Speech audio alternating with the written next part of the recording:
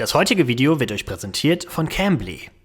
Freunde, ich habe auf meinem YouTube-Kanal schon sehr viele Filmsafaris gemacht. Die heutige allerdings wird dann doch nochmal etwas ganz Besonderes, denn heute besuchen wir endlich die Drehorte meiner absoluten Lieblingsserie, zumindest im deutschsprachigen Raum. Der ein oder andere weiß schon, worum es geht. Genau, Pastewka. Im Jahr 2005 ist die Serie von und mit Bastian Pastewka erstmals im Fernsehen auf Sendung gegangen. Damals war ich gerade mal so aus der Schule raus. Heute, 17 Jahre später, bin ich ein alter Mann. Und über all diese vielen Jahre hinweg hat mich diese Serie begleitet und immer wieder aus dem stressigen Alltag rausgeholt. Seit 2019 ist die Serie Pastewka abgedreht. Es gibt leider keine neuen Folgen mehr, was mich sehr traurig macht. Aber was natürlich bleibt, ist die Erinnerung. Und es bleiben natürlich die Orte, an denen diese Serie gefilmt worden ist. Und genau die gucken wir uns heute an. Es ist Zeit für eine neue Filmsafari zu Pastewka. Hi, ich bin Matthias und auf meinem YouTube-Kanal zeige ich euch regelmäßig die Drehorte bekannter Filme und Serien. Wenn euch gefällt, was ihr seht, dann abonniert gerne meinen Kanal. Und wenn ihr meine Arbeit unterstützen wollt, dann abonniert mich bei Patreon oder werdet Kanalmitglied hier auf YouTube. Dann bekommt ihr exklusive Inhalte und neue Videos vor allen anderen. Aber jetzt geht's erstmal los mit dem neuen Video.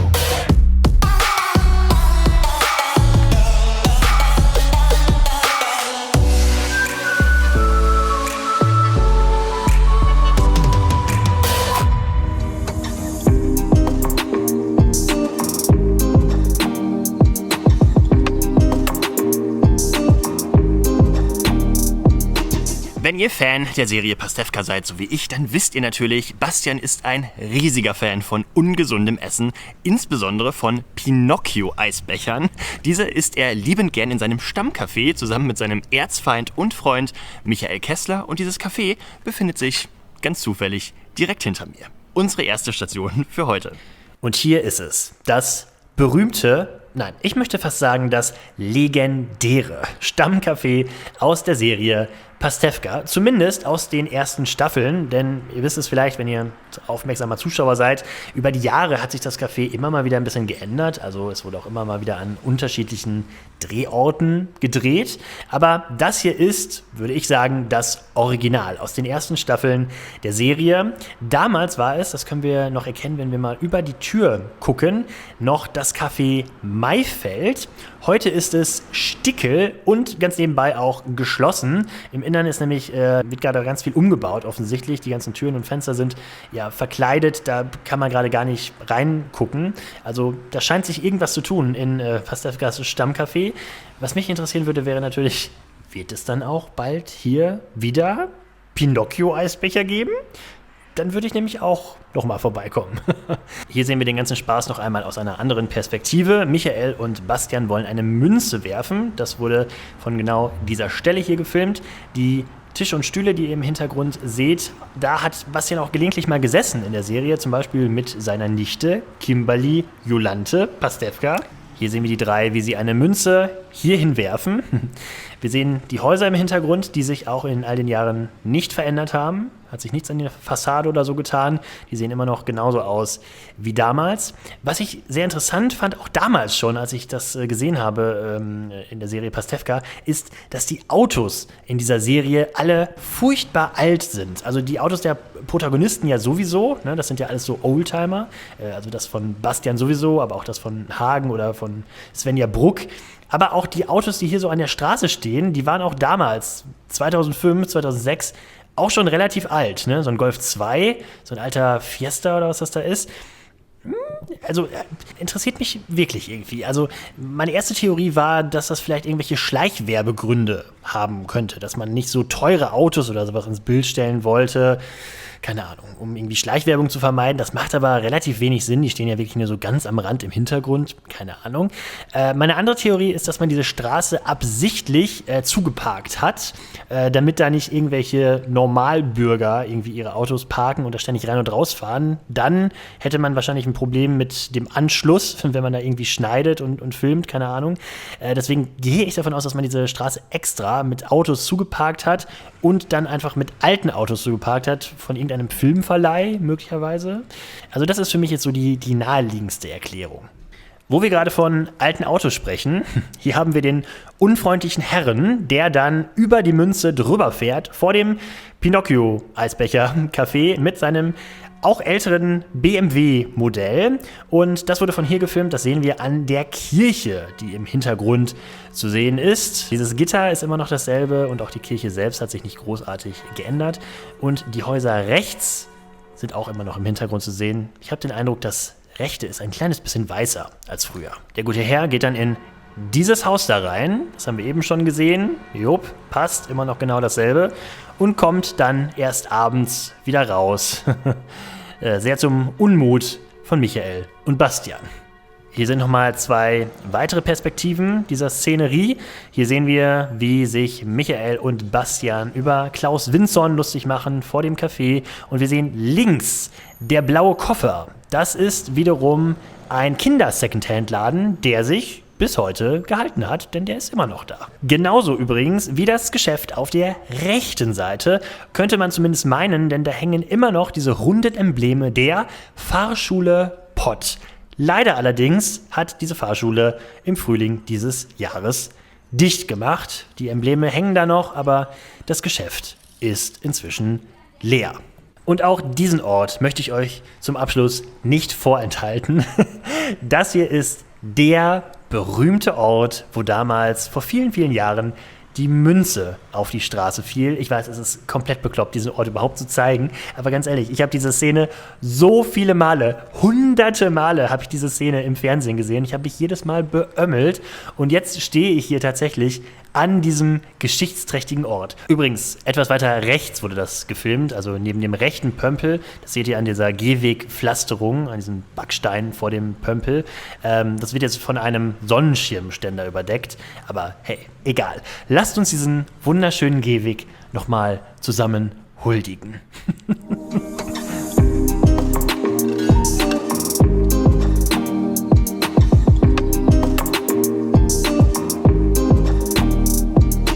Bevor es weitergeht mit unserem nächsten Drehort, wird es erstmal Zeit, einen kleinen Dank auszusprechen. Und zwar an den Sponsor des heutigen Videos, der diesen Ausflug nach Köln möglich gemacht hat. Und das ist heute Cambly. Ihr wisst ja, ich mache hier auf YouTube etwas, was nicht so viele Leute machen. Ich betreibe einen bilingualen Kanal. Das heißt, ich mache mal deutsche und mal englische Videos. Und als ich diese Idee vor ein paar Jahren hatte, ja, da musste ich mich tatsächlich auch erstmal wieder so ein kleines bisschen in die englische Sprache reinfuchsen. Und eine Sache, die ich mir unbedingt abtrainieren wollte, ist dieser typische German Accent, den man einfach in jedem Wort hört, wenn man Englisch spricht. Ich glaube, inzwischen ist es einigermaßen erträglich, wie ich rede, aber es ist natürlich immer noch Luft nach oben. Und genau an dieser Stelle kommt der Sponsor des heutigen Videos ins Spiel. Cambly ist nämlich eine Sprachlernplattform, wo ihr ganz einfach euer Englisch oder, so wie ich, eure Aussprache auffrischen könnt. Und zwar mit Hilfe von Muttersprachlern, die beste Art, Englisch zu üben, die es überhaupt gibt. Cambly selbst sitzt in San Francisco, die Coaches auf der Plattform allerdings auf der ganzen Welt. Zum Beispiel in den USA, Neuseeland, Australien oder Großbritannien. Ich habe einfach mal mit Nirvana gechattet. Er kommt aus Südafrika und hat mir gesagt, so schlimm ist das mit meinem Akzent eigentlich gar nicht. Es ist doch auch ganz schön, wenn man an der Aussprache hört, wo jemand herkommt. Oder? Sometimes a German accent sounds good, especially like in your case, you've got really clear pronunciation and I can hear you've got a good vocabulary. I think an accent is a good thing. Yeah, not a bad thing, not a problem at all. Ja, that's absolutely right. Das Schöne an Cambly, es gibt hier keine starren Lehrpläne oder sowas. Ihr könnt euch einfach mit den Tutoren unterhalten und dann selber festlegen, was für ein Ziel ihr eigentlich habt. Und da das Ganze in Privatstunden abläuft, könnt ihr euch auch so viel Zeit nehmen, wie ihr wollt, ohne dass das irgendjemanden stört. Wenn ihr Cambly auch einmal ausprobieren möchtet, ist das überhaupt gar kein Problem. Ihr könnt euch ein kostenloses 10-minütiges Gespräch mit einer Lehrerin oder einem Lehrer eurer Wahl auf der Plattform sichern. Ihr müsst auch keine Bankdaten angeben, es wird nichts abgebucht oder sowas. Einfach unten den Link in der Videobeschreibung klicken und den Code Matthias verwenden. Und dann geht es auch schon los. Und wir machen jetzt weiter mit dem nächsten Drehort. Die nächste Station auf unserer Liste ist der Burgerbus von Hagen und Svenja Bruck, der ja bekanntlich in Staffel 8 von Hagen durch die Gegend gefahren wird. Und in einer Folge macht er Halt auf diesem Platz hier, wo sich dann Bastian wiederum als Burgerverkäufer versucht und natürlich wieder kläglich scheitert. Und hier ist er. Der wunderschöne alte Burgerbus steht vor einem Ja, ebenfalls sehr wunderschönen alten Gebäude. Und zwar dem Neptunbad. Offenbar früher mal eine Badeanstalt gewesen. Heute ist es ein Wellness- und Fitnesszentrum. Und ich weiß nicht, wie es euch geht, aber das Erste, was ich mir hier gedacht habe, ist wirklich, mein Gott, das ist aber wirklich ein sehr schönes, historisches Gebäude. Das ist man jetzt von Köln nicht zwangsläufig gewohnt. Und die Erklärung dafür ist auch relativ einfach. Dieses Gebäude hier wurde im Jahre 1912 als Badeanstalt eröffnet und ist tatsächlich auch im Krieg relativ unversehrt geblieben. Es gab irgendwie 2 Bombeneinschläge hier, aber das ist nichts im Vergleich zu dem, was der Rest von Köln abgekriegt hat. Und ja, dementsprechend können wir uns heute an diesem wunderschönen alten Gebäude hier erfreuen. Auf dem Neptunplatz, wo auch der Bürgerbus von Hagenbruck steht. Hier einmal der ganze Spaß aus der anderen Perspektive. Da stehen die Kundinnen und Kunden von Bastian schon bereit und der nette Typ da rechts kriegt dann ja die Burgersoße auf die Jacke gespritzt. Ja, und dann geht das ganze Drama los. Genau, das wurde von hier gefilmt. Wir sehen auch im Hintergrund den Rewe-Markt. Ja, den sieht man nämlich auch hier im Hintergrund. Das war auch so ein Anhaltspunkt, warum ich überhaupt diesen Platz hier gefunden habe. Sehr viel mehr weitergeholfen hat mir allerdings diese Szene hier, denn da sehen wir links in der Ecke die Faustkämpfer Köln-Kalk. Offenbar die Geschäftsstelle oder der Boxclub selbst, keine Ahnung. Klingt ein bisschen gefährlich, aber ist, wie ich ergoogelt habe, offenbar wirklich ein sehr seriöser Boxclub hier in Köln.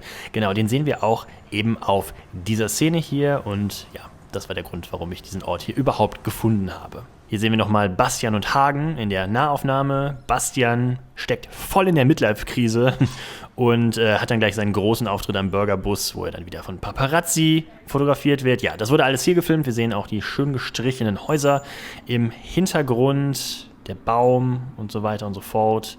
Ja, ist auch noch da. Und das hier ist die Schlüsselszene. Bastian verkauft einen Burger an eine Frau im Rollstuhl und wedelt dann mit einem Tablett eine Fliege oder sowas weg und wird dann fotografiert, was dann wieder in der Klatschpresse landet. Ja, so lief die Szene ab und genau hier wurde sie gefilmt. Wunderschön.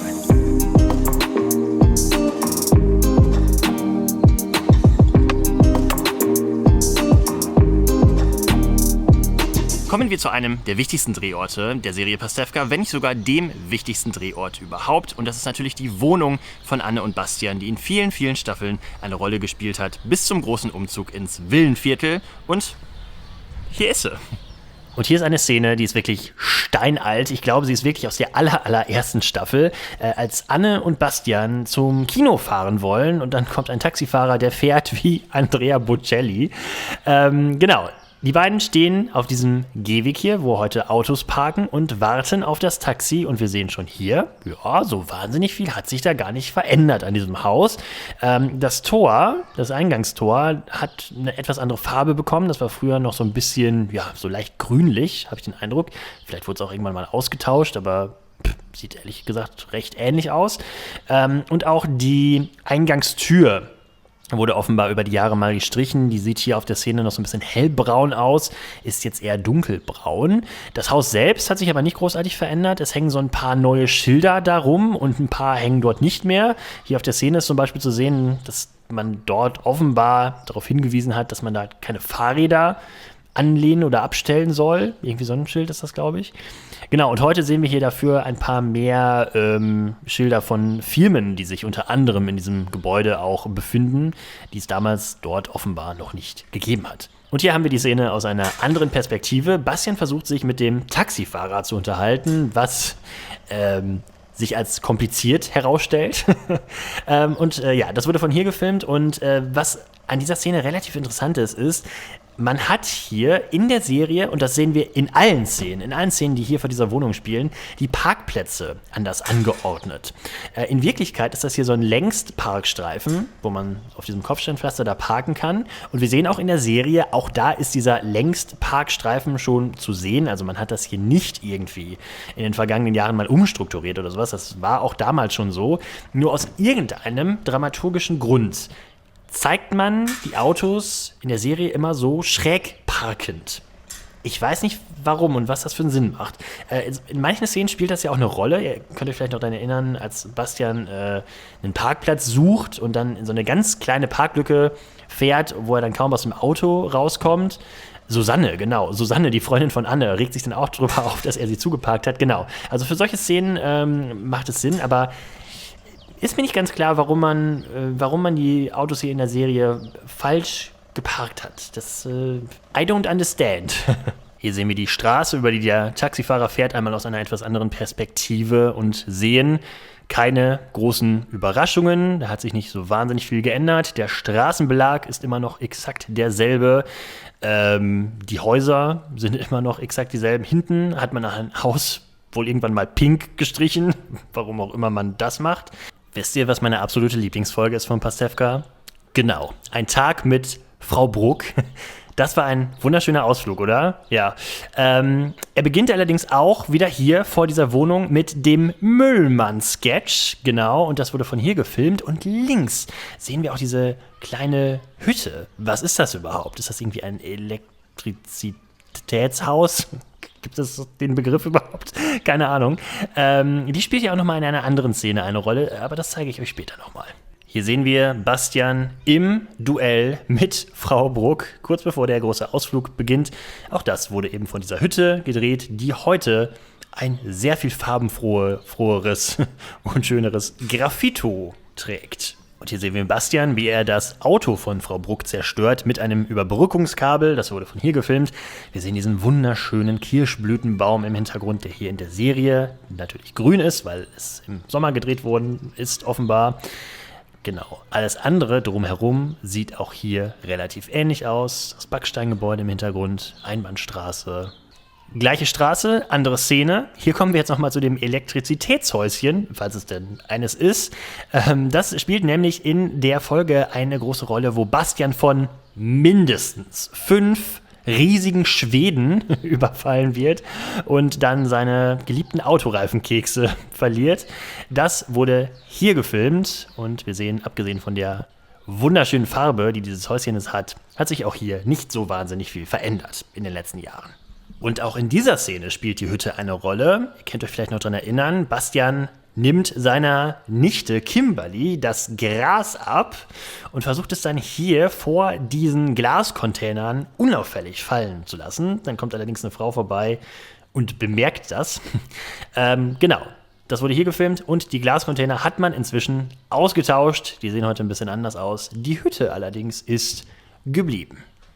Und das ist jetzt hier nochmal ein ganz wichtiger Handlungsstrang, der hier in dieser Straße gedreht worden ist, aus der Folge Der Marathon. Ihr könnt euch vielleicht noch dran erinnern, Bastian bricht sich angeblich die Knochen, damit er nicht an einem Spendenmarathon teilnehmen muss. Dann allerdings entdeckt er, dass sein Auto geklaut wird, offensichtlich, das hier um diese Kurve fährt. Und daraufhin rennt Bastian los. Und zwar über einen Spielplatz in diese Straße hinein. Und wenn wir das mal mit der Realität abgleichen, das ergibt durchaus Sinn, was Bastian hier macht. Rechts befindet sich wirklich ein Spielplatz, über den man quer einmal drüber rennen kann und dann käme man auch hier aus der Straße raus. Ich glaube, in der Serie wird es ein bisschen anders gezeigt. Da sieht es so aus, als würde der einmal gerade drüber rennen und kommt dann hier an.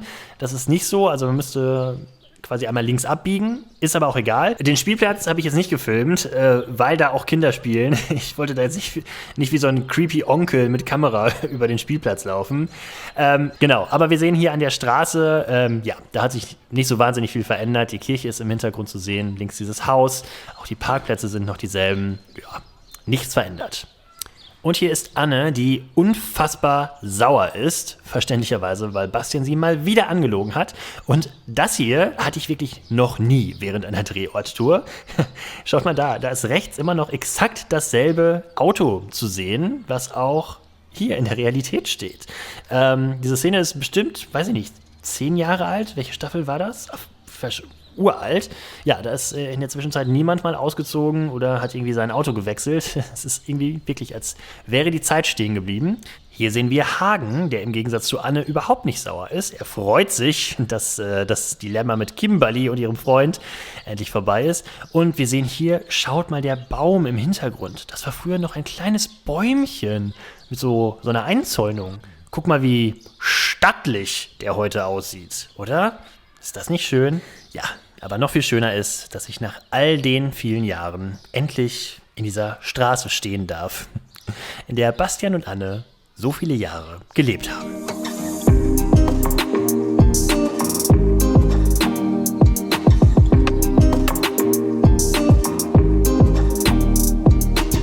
So, es ist Zeit für eine kleine E-Scooter-Fahrt durchs Kölner Villenviertel. Mal gucken, wie viel Aufmerksamkeit ich hier errege. Ich bin angekommen in Marienburg, ein hippes Viertel mit ganz vielen noblen Häusern. Und hier werden wir auch gleich 2 wichtige Drehorte aus der Serie Pastewka finden. Zum einen, ihr könnt es euch vielleicht denken, die Villa, in der Bastian und Anne wohnen, ab der Staffel Nummer 6. Aber wir werden hier auch das Haus von Volker Pastewka finden, was sich eigentlich in Bonn befindet in der Serie, tatsächlich aber hier in Köln-Marienburg. Ich zeig's euch. Und hier ist es. Et voilà. Das Bonzenhaus von Volker Pastewka. Oder sollte ich eher sagen, eines der vielen Bonzenhäuser von Volker Pastewka. Denn auch hier verhält es sich ganz ähnlich wie mit dem Café. Volker Pastewka hat in den ersten Staffeln ein völlig anderes Haus als in den neueren Staffeln. Hier beispielsweise einmal zum Vergleich eine Szene aus der 4. Staffel. Wir sehen, Volker Pastewka wohnt plötzlich in einem völlig anderen Gebäude, was auch weitaus weniger luxuriös aussieht als das in den Staffeln 1 bis 3. Und noch eine Ungenauigkeit ist mir hier aufgefallen. Er hat plötzlich auch einen Autostellplatz samt Auto, was eigentlich nicht so viel Sinn ergibt, denn noch eine Staffel zuvor wird ja erzählt, dass Volker Pastewka sein Auto vor 7 Jahren verkauft hat, seinen Taunus. Jetzt hat er wieder einen Mercedes und ein neues Haus, also offenbar kann sich der Alte nicht so richtig entscheiden. Wie auch immer, das hier ist auf jeden Fall das berühmte Haus aus den ersten Staffeln Pastewka, wo auch das ganze Drama passiert. Also beispielsweise Volkers Geburtstag, wo Bastian die Warnweste von der Tankstelle mitbringt. Ja, all das wurde hier im und an diesem wunderschönen Haus in Köln-Marienburg gedreht. Hier sehen wir die Szene nochmal aus dieser Perspektive. Ja, gibt's nicht allzu viel zu sagen. Hat sich nicht viel verändert, außer dass der wunderschöne Saab fehlt. Aber ansonsten wirklich ein sehr schönes grünes Viertel mit tollen Bäumen. Diese Szene hier stammt aus der berühmten Folge, wo Hagen und Bastian versuchen, Elsa hinterher zu spionieren. Die allerdings sofort die beiden entdeckt, weil sie vor diesem Haus hier parken. Ja, das wurde hier gefilmt. Das ist auch tatsächlich direkt gegenüber von Volkers Haus. Da hat man nichts gefaked. Und diese wunderschöne Villa hier steht im Hintergrund. Und auch der ganze folgende Handlungsstrang spielt tatsächlich auch in dieser Straße. Also da hat man nichts gefaked. Elsa läuft wirklich von Volkers Haus diesen Weg hier entlang. Wir sehen das, da die Mauer rechts ist immer noch genau dieselbe. Und auch hier, wo Bastian und Hagen Elsa nachschleichen, ist wirklich das Ende dieser Straße. Das hat man alles in einem Atemzug hier in dieser Straße gefilmt. Wir sehen die wunderschönen Bäume rechts, die wunderschöne weiße Mauer. Und auch aus dieser Perspektive stimmt das alles überein. Ja, das wurde genau von hier gefilmt. Das, was man hier in dieser Nahaufnahme leider nicht sieht, ist, dass hier links in diesem Viertel tatsächlich eine kleine, süße Kirche steht. Hätte ich gar nicht so mit gerechnet, ehrlich gesagt. Sieht hier alles so neu und modern aus. Aber ja, die steht hier und die sieht man in der Serie allerdings nicht. Ja, aber halten wir uns nicht zu lange an Volkers Haus auf. Ich weiß ja, warum ihr hier seid. Ihr wollt das Haus von Bastian und Anne sehen. Und das befindet sich tatsächlich nur wenige Minuten mit dem E-Scooter entfernt von dem Haus von Volker, was ja angeblich in Bonn steht. Hier ist es. Ja, und ich muss das jetzt tatsächlich einmal kurz auf mich wirken lassen. Das ist doch wirklich ein ganz besonderes Gefühl, jetzt hier nochmal zu stehen. Und auch dieses Haus ist irgendwie nochmal eine ganze Nummer prägender, finde ich, für diese ganze Serie Pastewka, oder? Als diese Wohnung aus den ersten Staffeln. Ja, also das ist wirklich sehr ikonisch, finde ich. Genau, und ja, es ist wirklich was Besonderes, jetzt hier einfach vor diesem Ding zu stehen, was man einfach über Jahre hinweg so oft im Fernsehen gesehen hat. Ich habe mich kurz gefragt, ob da vielleicht wieder irgendwelche Dreharbeiten stattfinden gerade, weil da ist so ein Gefährt, da wo der Saab steht, da ist jetzt so ein Hebeding. Und es ist auch überall Parkverbot an den Straßenrändern. Verdächtig. Nein, ich glaube nicht, dass hier tatsächlich gefilmt wird. Man hat aber auch dieses Haus hier tatsächlich in den letzten Pastewka-Staffeln auch nur für die Außenaufnahmen genutzt. Bastian Pastewka hat das selbst mal in einem Behind the Scenes verraten. Irgendwann hat man angefangen, diese Wohnung einfach nachzubauen in einem Studio und hat dann darin gefilmt. Vorher allerdings, in den ersten Staffeln, in denen dieses Haus vorkommt, hat man tatsächlich in diesem Haus selber gefilmt. Hier kommen Bastian und Anne aus dem Tor raus. Ich gehe jetzt mal nicht ganz so nah ran, ne? Ist ja immerhin noch ein Privathaus, da wollen wir jetzt mal nicht reinfilmen. Aber um es mal ganz kurz abzugleichen, das Tor sieht immer noch genauso aus wie damals. Und was ich total witzig finde, im Innenhof dieses Hauses, dieser Villa, steht ein sehr alter Opel und der ist tatsächlich auch manchmal in der Serie Pastewka zu sehen. Ich glaube sogar in der Folge mit dem Hausmeister, ganz am Anfang, wo der Einzug quasi stattfindet und dann Oliver Pocher über den Korb des Hausmeisters fährt.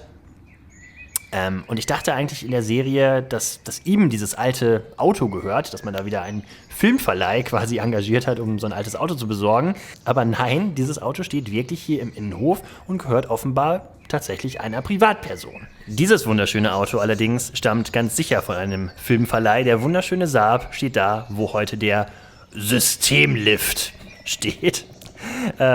Sieht immer noch genauso aus und links der Baum ist heute deutlich bewachsener mit Efeu. Sonst hat sich nicht so viel geändert. Übrigens, wollt ihr noch ein paar Fun Facts über den roten Pastewka Saab erfahren? Natürlich wollt ihr das. In der Serie gab es tatsächlich 2 verschiedene Saabs, die immer mal wieder für diese Serie ausgebuddelt wurden. Und das sieht man auch manchmal in der Serie, dass diese Autos ein wenig unterschiedlich manchmal sind. Und Pastewka droppt während der Serie immer mal wieder so verschiedene Facts über den Saab, die nicht stimmen. In einer Szene sagt er beispielsweise, der Saab wiege 2,5 Tonnen, was nicht der Fall ist. Das Auto wiegt gerade mal die Hälfte.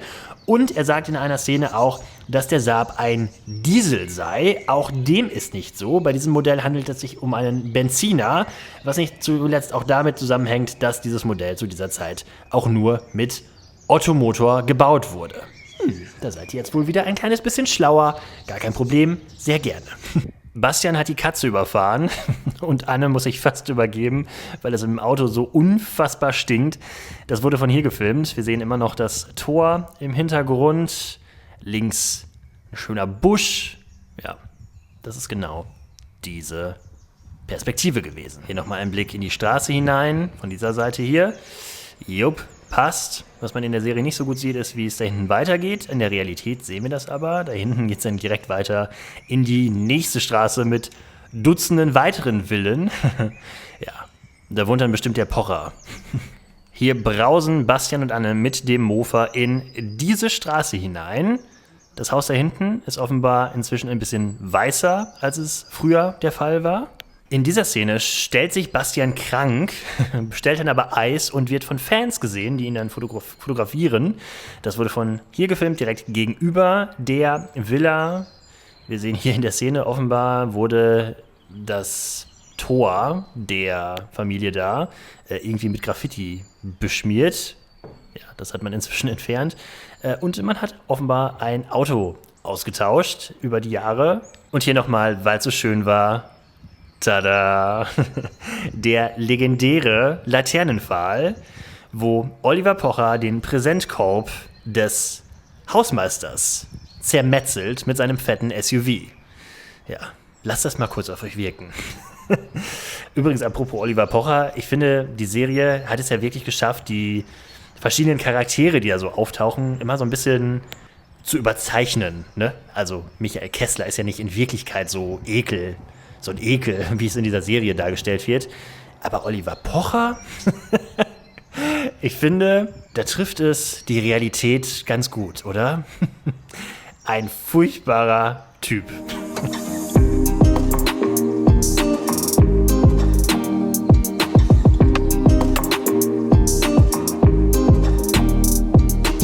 So, ein Schmankerl habe ich noch für euch. Unser letzter Drehort führt uns zurück zu den Pollerwiesen. Könntet ihr vielleicht noch kennen, wenn ihr meine letzte Drehorttour zu Fond Normal gesehen habt. Auch in der Serie Pastewka spielt dieses Areal hier eine wichtige Rolle und ich zeige euch wo. Und zwar in dieser Szene. Ihr könnt euch vielleicht noch daran erinnern, Bastian träumt, dass er auf einmal sehr muskulös und stark ist, kurz nachdem er in Ohnmacht gefallen ist, weil er von einem FC Köln-Fan geohrfeigt wird. Ja, kurz darauf laufen Hagen und Bastian am Rhein entlang, wo er dann ein Pärchen attackiert. Genau, das wurde hier gefilmt, auf den Pollerwiesen. Und im Gegensatz zu meiner letzten Drehorttour zu Fond Normal hat sich hier nicht so wahnsinnig viel verändert. Die Kranhäuser sind damals schon hier zu sehen in dieser Szene. Im Hintergrund sehen wir den Kölner Dom und die schöne Severinsbrücke und diesen Trampelpfad, den Bastian und Hagen hier entlang laufen. Auch den hat es damals schon gegeben. Ja, der hat sich wohl über die Jahre wirklich so routiniert eingetrampelt. Hier kommt das Pärchen, stilecht mit Kinderwagen und Benny-Tüte, ist es, glaube ich, ne? Genau, laufen den Trampelpfad entlang und wir sehen, ja, die Skyline im Hintergrund. Die Kölner Skyline hat sich nicht so wahnsinnig verändert. Es gibt immer noch diese Brücke, die Häuser dahinter. Rechts scheint mir ein Türmchen abhanden gekommen zu sein. Kann das sein? Schaut mal da, rechts neben diesem einen Haus da. Ja, den sieht man jetzt hier irgendwie nicht mehr. Hagen möchte den Streit schlichten. Bastian sagt, nee, schmach die platt. Ja, wurde von hier gefilmt. Wunderschön mit Dom im Hintergrund. Ja, und in dieser Szene zerstört dann Bastian den Knöllchen-Computer. Ist das ein real existierender Begriff? Keine Ahnung. Der Ordnungshüterin. Und tatsächlich ist es so, dass Bastian hier, wenn er dort auf der Seite parken würde, im Parkverbot stehen würde. Allerdings gilt das für den gesamten Streifen dort. Ich glaube, in der Serie wird ja suggeriert, dass er einfach nur irgendwie ein bisschen zu weit vorne steht oder irgendwie sowas, ne? Sowas war es, glaube ich. Ja, tatsächlich darf man da überhaupt gar nicht parken. Man kann auf der anderen Seite der Straße parken, aber nicht da. Und da musst du auch wirklich nicht so einen Aufstand machen, Bastian, und hier gleich das Gerät zerstören. Es ist verboten, da kannst du nichts machen. Ja, und hier dann nochmal zum Schluss. Hagen schaut in die Luft und schaut dem Knöllchen-Computer nach. Im Hintergrund die wunderschönen Kranhäuser. Herrlich.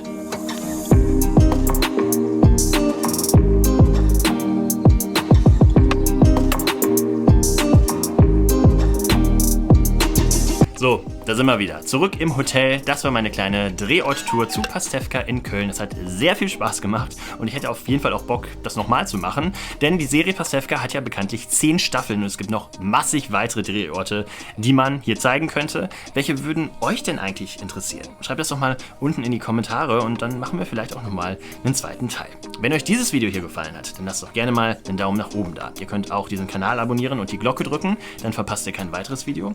Und wenn ihr mich bei Patreon abonniert habt oder Kanalmitglied hier auf YouTube seid, dann gibt es nach jeder Drehorttour auch immer noch so ein bisschen exklusives Bonusmaterial. Zum Beispiel verrate ich euch auch, wo genau sich diese Drehorte eigentlich befinden, falls ihr diese Tour auch mal selber machen wollt. Es lohnt sich also und ihr unterstützt auch noch so ein bisschen mich und meine Arbeit. Das war's jetzt aber für heute. Ich sag Tschüss und bis zur nächsten Reise.